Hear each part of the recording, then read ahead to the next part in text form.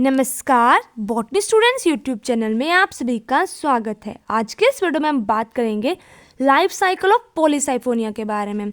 हमने पॉलीसाइफोनिया जो है कंप्लीट देख लिया, उसकी reproduction, vegetative phase, fertilisation, post fertilisation changes, ठीक है। अब लास्ट हमारे पास स्टेज आती है उसका लाइफ साइकिल। तो हमने सारी वीडियो में मैंने एक ही चीज़ बोली थी कि जो पॉलीसाइफोनिया होता है हमारे पास उसमें 3 डिस्टिंक्ट फेसेस होते हैं, ठीक है। 3 टाइप के प्लांट भी बोल सकते हैं। एक आ जाता है उसका गैमेटोफिटिक फेस, एक आ जाता है कार्पोस्पोरोफिटिक फेस और थर्ड वन इज टेट्रास्पोरोफिटिक फेस। जो हमारे पास फर्स्ट होता है गैमेटोफिटिक फेस वो होता है फ्री लिविंग गैमेटोफिटिक थैलस, ठीक है, जिसमें हमारे पास स्पर्मेटेंजिया और कार्पोगोनिया होते हैं, यानी कि मेल गैमेट्स और फीमेल गैमेट्स होते हैं। वो जब हमारे पास उनकी फर्टिलाइजेशन होती है उस टाइम पे हमारे पास पोस्ट फर्टिलाइजेशन चेंजेस आते हैं। तब हमारे पास कौन सी स्टेज आ जाती है? कार्पोस्पोरोफाइट। पोस्ट फर्टिलाइजेशन चेंजेस में क्या होता है? कार्पोस्पोरोफाइट आता है, ठीक है। A parasitic carposporophyte stage formed by the germination of zygote. इसी जाइगोट के जर्मिनेशन से कार्पोस्पोरोफाइट बनेगा, ठीक है। अब ये जो कार्पोस्पोरोफाइट है हमारे पास, इसके जर्मिनेशन से क्या बनेगा?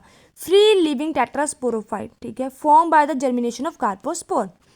गैमेटोफाइट से हमारे पास कार्पोस्पोरोफाइट बनेगा, कार्पोस्पोरोफाइट है टेट्रास्पोरोफाइट बनेगा। इस तरह से चलेगा लाइफ साइकिल पॉलीसाइफोनिया का, ठीक है। क्लियर है? अब हम इसको डायग्रामेटिकली देखेंगे इसका लाइफ साइकिल। तो पॉलीसाइफोनिया के लाइफ साइकिल में यही 3 फेज हमारे पास जो है वो कंटिन्यूसली मूव करेंगे। जैसे हमने देखा स्टार्टिंग कहाँ से होगी? गैमेटोफिटिक थैलस से। तो ये आ गया हमारे पास फीमेल गैमेटोफिटिक थैलस, ये आ गया मेल गैमेटोफिटिक थैलस। अगर आपने अभी तक पॉलीसाइफोनिया की हमारी सारी वीडियोस देखी होंगी तो आपको ये जो लाइफ साइकिल है ये आप बिना देखे बहुत आसानी से बना सकते हो, ठीक है। काफ़ी ईजी है ये हमारे पास आ गया फीमेल गैमेटोफिटिक थैलस, ये आ गया मेल गैमेटोफिटिक थैलस।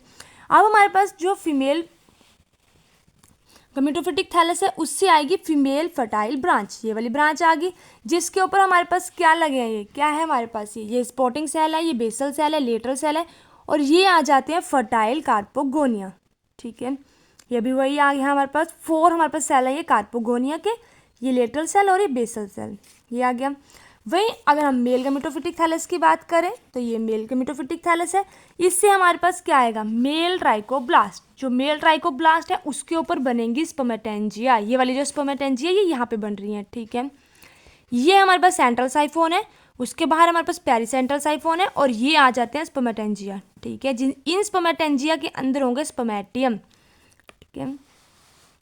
तो ये आ गया हमारे पास स्पर्मेटियम, ये वाला यहाँ से, और ये वाला जो कार्पेगोनिया है यहाँ से, ये आ गया यहाँ से। इस रीजन की और इसकी फर्टिलाइजेशन होगी, मतलब स्पर्मेटियम यहाँ से आएगा और कार्पोगोनियम यहाँ से आएगा। ये फर्टिलाइजेशन हो रही है यहाँ पे, मेल और फीमेल न्यूक्लियस फ्यूज करेंगे। पहले हैप्लॉइड थे, अब क्या हो गए? डिप्लॉइड हो गए।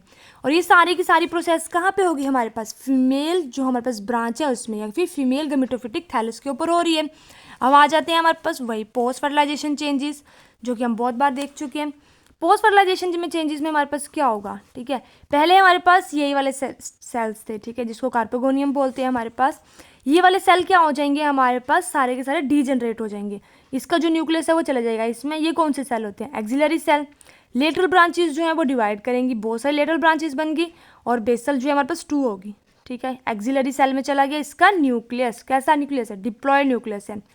ये सारा का सारा डीजनरेट हो जाता है। अब जो एक्सिलरी सेल है हमारे पास वो डिवाइड करेगा, ठीक है, और हमारे पास बन जाएगा गोनिमोब्लास्ट फिलामेंट, और यहाँ पे बन जाता है गोनिमोब्लास्ट इनिशियल।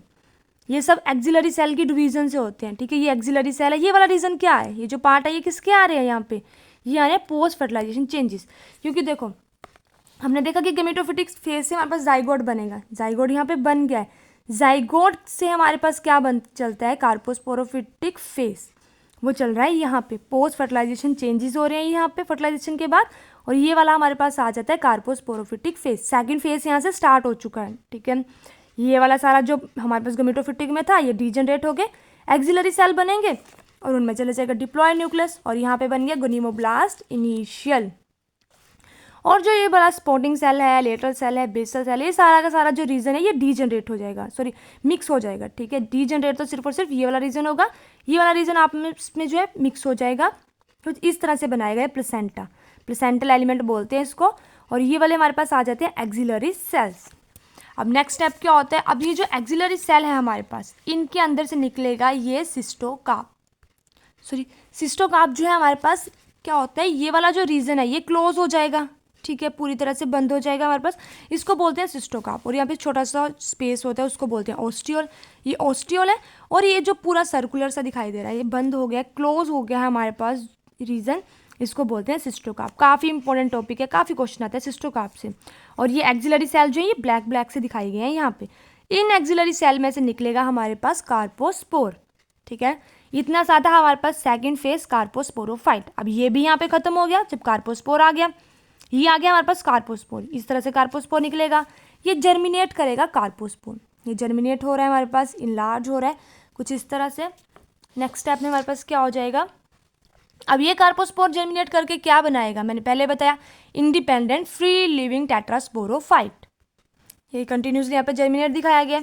अब इसमें क्या होगा हमारे पास, जो ये टेट्रास्पोरोफाइट का स्ट्रक्चर है यहाँ पे, ठीक है, ये वाला जो पार्ट है इसका ये सेम हमें लगता है जैसे ये वाला है, वैसे ही हमारे पास ये जो गेमेटोफिटिक फेज है उसका स्ट्रक्चर और टेट्रास्पोरोफाइट का स्ट्रक्चर देखने में सेम है।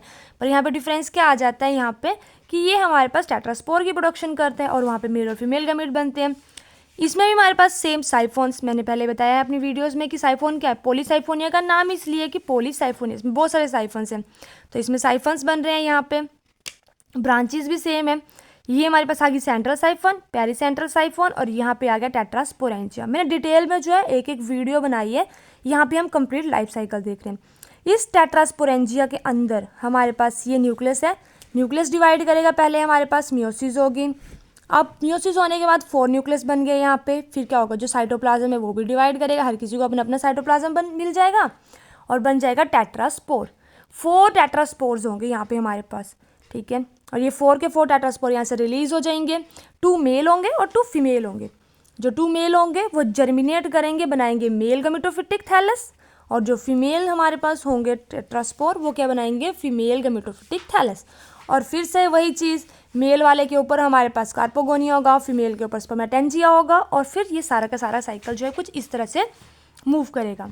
तो ये थी हमारी आज की वीडियो जिसमें हमने देखा लास्ट टॉपिक पॉलीसाइफोनिया का लाइफ साइकिल।